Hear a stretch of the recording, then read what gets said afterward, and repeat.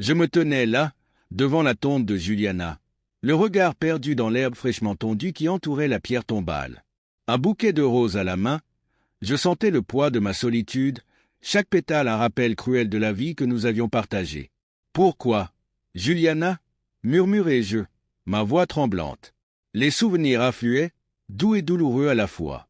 Je me rappelais de ses rires, de la chaleur de ses bras autour de moi, des promesses murmurées sous le ciel étoilé. Mais tout cela n'était plus qu'un écho lointain, une mélodie triste que je ne pouvais plus entendre. Je m'agenouillai, posant les roses sur sa tombe, et fermai les yeux. Est-ce que je pourrais un jour tourner la page? Pensais-je à voix haute, espérant que le vent emporterait ma question vers l'au-delà. Peut-être que je devrais simplement laisser le temps faire son œuvre.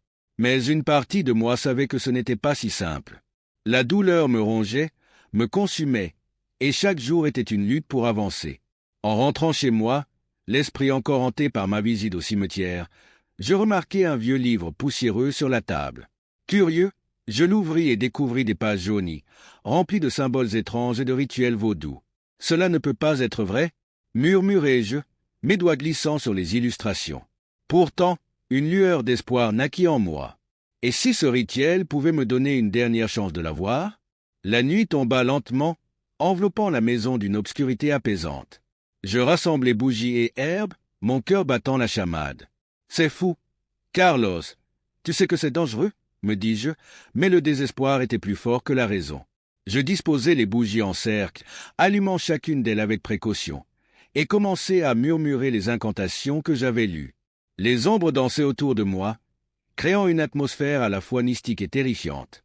Une présence inexplicable me frôla, et un frisson parcourut mon échine. « Juliana » chuchotai-je, espérant que l'univers m'entendrait. Le silence qui suivit était lourd, chargé de promesses et de mystères. Je ne savais pas ce qui allait se passer, mais une chose était certaine. Je n'étais pas prêt à affronter ce qui viendrait. Je suis assis par terre, entouré de bougies vacillantes, le cœur battant la chamade. Une lueur éthérée émerge lentement devant moi, et je réalise que Juliana est là, magnifique et intangible, comme un rêve devenu réalité. « Carlos » murmure-t-elle, sa voix douce comme un souffle de vent. Je suis revenu pour une dernière nuit. Les larmes me montent aux yeux tandis que je m'approche d'elle, me sentant à la fois émerveillé et terrifié. « Juliana, c'est vraiment toi ?» je demande, ma voix tremblante. Elle sourit, mais il y a quelque chose d'étrange dans son regard, une distance que je ne peux pas comprendre. « Oui, c'est moi. J'ai tant de choses à te dire. » Nous commençons à partager des souvenirs, évoquant des rires et des moments de bonheur, mais à chaque mot prononcé, une ombre de doute m'envahit. Sa voix, bien que familière, a une légère résonance que je ne reconnais pas. « Tu te souviens de notre voyage à la plage ?» dis-je, tentant d'accrocher à la normalité. « Comment pourrions-nous oublier ?» répond-elle avec un sourire qui semble figé. Cependant, ses yeux qui autrefois brillaient d'une lumière chaleureuse, semblent maintenant vides, comme des fenêtres ouvertes sur un abîme.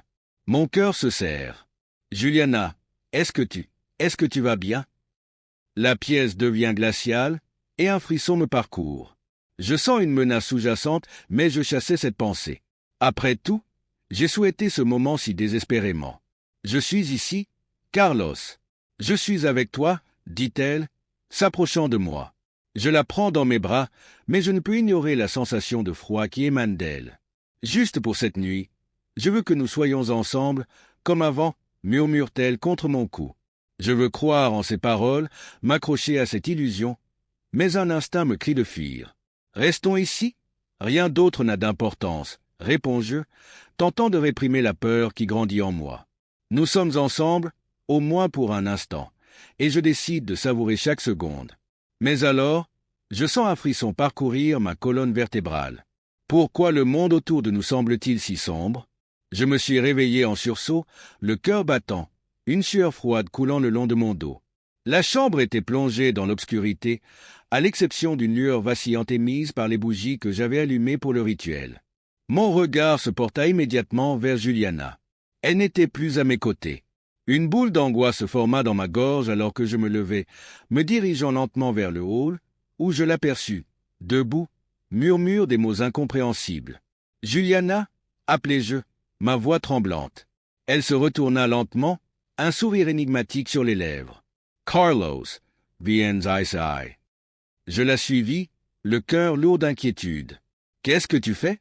Pourquoi es-tu debout à cette heure?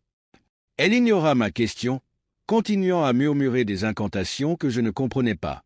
À mesure que je m'approchais, je sentais une étrange atmosphère s'installer, comme si l'air était chargé d'électricité. Elle me conduisit vers un miroir ancien, un objet que je n'avais jamais remarqué auparavant. « Regarde, dit-elle, désignant le reflet. À cet instant, une ombre apparut derrière nous dans le miroir. Mon cœur se serra. Je me retournai rapidement, mais il n'y avait rien.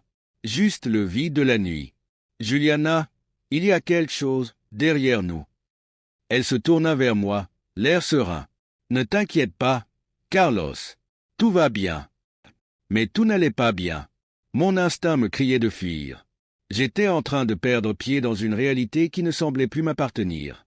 Avant que je puisse formuler une nouvelle pensée, elle m'embrassa passionnément.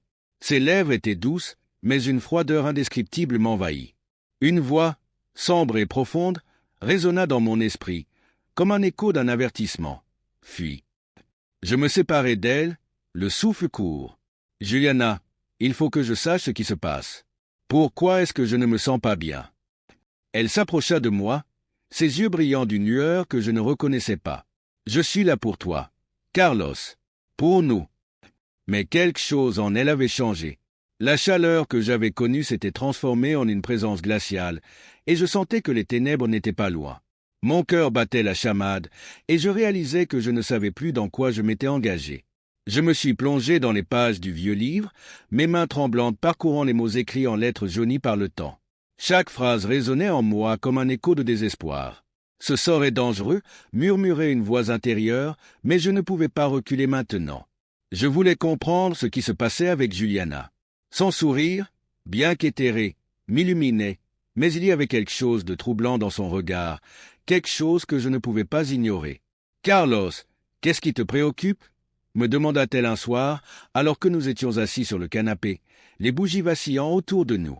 J'hésitais, cherchant les mots justes. « Juliana, j'ai lu des choses sur le rituel. Ça pourrait être dangereux. » Elle haussait les épaules, un sourire énigmatique sur les lèvres. « Je ne suis pas ici pour te faire du mal. Je suis revenu pour toi. » Mais dans ses yeux, une ombre passait, et je ne pouvais m'empêcher de ressentir une froideur qui m'envahissait. Une nuit, alors que nous tentions de nous reconnecter, je me suis approché du miroir ancien dans le hall. Mon reflet me déconcertait. Mon visage semblait plus pâle, presque translucide. « Est-ce que tu vois ça ?» demandai-je, l'angoisse dans la voix. Juliana se tenait derrière moi, son visage impassible, presque préoccupé. « Ce n'est rien, Carlos. C'est juste le reflet de la nuit. » Mais j'avais l'impression que quelque chose de sinistre se cachait dans ce miroir. Les ombres dansaient autour de moi, et je sentais que je perdais le contrôle. « Juliana, je ne suis pas sûr de ce que je fais. » Ma voix tremblait, trahissant la peur qui m'étreignait. Elle s'approcha, posant une main douce sur ma joue. « Fais-moi confiance. Je suis toujours celle que tu as aimée. » Pourtant, une partie de moi se rebellait. Je ne pouvais pas ignorer cette sensation grandissante d'effroi. Chaque moment passé avec elle me coûtait une partie de moi-même, et je commençais à comprendre que le prix de son retour n'était pas simplement une question de rituel, mais quelque chose de bien plus profond et obscur. Je me tenais là, dans la pénombre de mon salon, le cœur lourd et l'esprit troublé. Le rituel que j'avais tant désiré, celui qui m'avait permis de retrouver Juliana, se retournait contre moi. « Juliana, je ne peux pas continuer comme ça, » murmurai-je, ma voix tremblante. Elle se tenait devant moi, belle et éthérée, mais quelque chose en elle avait changé. Ses yeux, autrefois pleins de vie, semblaient maintenant vides, comme deux abysses sans fond. « Carlos, je ne veux pas partir, » insista-t-elle, sa voix douce mais ferme. « Je suis ici pour toi, pour nous. » Mais ces mots, loin de me rassurer, me plongeaient dans le désespoir. Je savais que je devais mettre fin à ce rituel. « Je t'aime, mais je ne peux pas te garder ici contre ta volonté, » répondis-je, le cœur serré. Elle s'approcha de moi, une lueur de désespoir dans ses yeux. « Ne fais pas ça, s'il te plaît. Je suis revenu pour une raison. Reste avec moi. » Sa voix, bien que familière, avait un ton qui me glaçait le sang. Mon instinct me criait de fuir, mais mon cœur battait pour elle. Soudain, une ombre passa sur son visage. « Tu n'y comprends pas, Carlos. Je suis piégé ici à cause de ce rituel. Tu dois m'aider. » Je reculai, le souffle coupé. « Aider? Comment ?» demandai-je, la peur me rendant presque immobile. Elle s'éleva, sa silhouette se déformant, révélant une apparence qui n'était pas la sienne. Ses traits s'étaient durcis, et une noirceur s'était emparée de son être. « Tu dois faire un sacrifice, Carlos. C'est la seule façon de me libérer. » Mon esprit tourbillonnait. « Sacrifice? Quel genre de sacrifice? »« Un sacrifice de sang, de vie. Tu dois choisir, » répondit-elle, une lueur de désespoir dans ses yeux. Je réalisais alors que le véritable danger ne résidait pas seulement dans le rituel, mais dans ce qui se cachait derrière son apparence. Je cherchais à comprendre, mais chaque mot qu'elle prononçait me plongeait plus profondément dans l'angoisse. Carlos se tenait dans la pénombre de son salon, le cœur lourd et l'esprit en désordre. Face à lui, Juliana, ou ce qui restait d'elle, le regardait avec une intensité troublante. « Carlos, tu dois comprendre » commença-t-elle, mais sa voix était comme un écho lointain, distordu par les ténèbres qui l'entouraient. « Je ne peux pas te laisser partir, » répondis-je, la voix tremblante. Chaque mot était un coup de poignard dans ma poitrine. « Je suis prêt à tout pour te garder ici. » Elle s'approcha, mais l'air devenait de plus en plus glacial. « Sacrifice-toi, Carlos. Donne-moi une partie de ton âme. C'est la seule façon de me libérer. » Son sourire était à la fois séduisant et terrifiant, un mélange d'amour et de malice.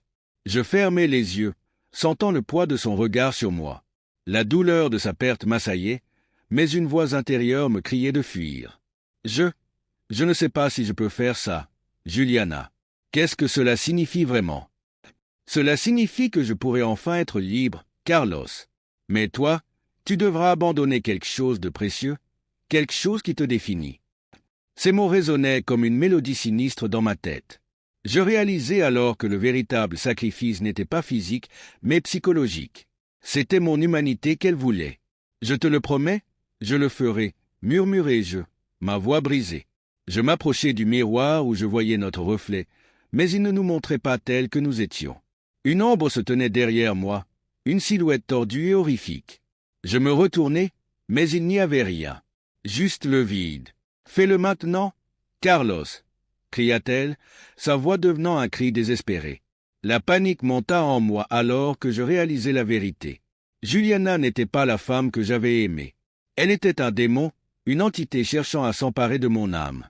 Dans un dernier éclat de lucidité, je compris que je ne pouvais pas la sauver. « Non, je ne te donnerai rien !» hurlai-je, mais il était trop tard. Le rituel était déjà en cours. Je sentis ma conscience se dissoudre, mon humanité se consumer. En un instant, je me retrouvai piégé, une ombre errante, condamnée à errer pour l'éternité. Juliana, quant à elle, s'évanouit dans un souffle de vent, son rire résonnant dans la pièce, tandis que le véritable Juliana reposait en paix, protégée des ténèbres que j'avais éveillées. Elle est sortie de la tombe pour dormir avec moi une dernière fois.